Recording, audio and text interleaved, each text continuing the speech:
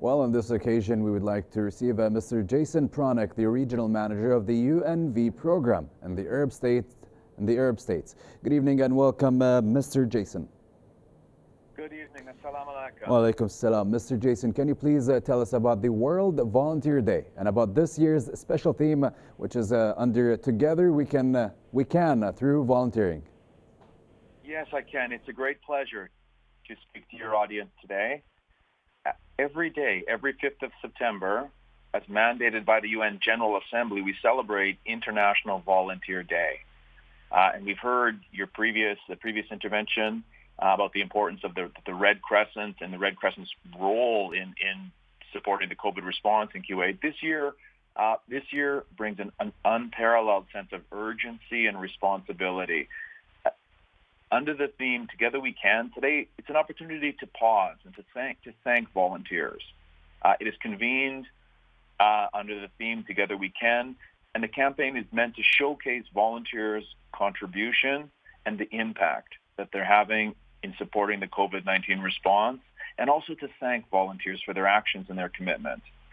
The campaign also highlights, really importantly, that volunteers must be safe and taken care of both mentally and physically, and have the right enabling environment for them to do their work and be the best professionals.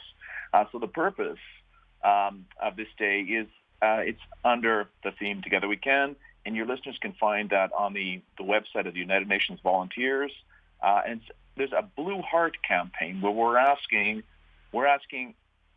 people to put a blue heart on their mask as a positive feeling of solidarity and compassion towards volunteers who are very often at the front line in the response, both in Kuwait and across the Arab States region and globally. And the purpose of the heart is to show solidarity. Mr. Jason, as we all know, during the COVID-19 pandemic, I'm sure we all know that it has disrupted many activities globally and around the world. How have the volunteers coped with the pandemic, seeing as they are at the forefront providing their assistance? Thank you. They've coped in really different ways. In some cases, we've seen, and your listeners will have experienced this themselves, we've seen people assisting their elders, assisting the local communities to shop for groceries, or to support awareness-raising activities in the communities of social distancing. From the perspective of the United Nations volunteers, we took very deliberate action in order to facilitate an increase in volunteers in 3 ways. First, ensuring that we're protecting the duty of care, that people are safe and they're able to do the jobs and bring their global best that we need in the response. Second, that people can work remotely.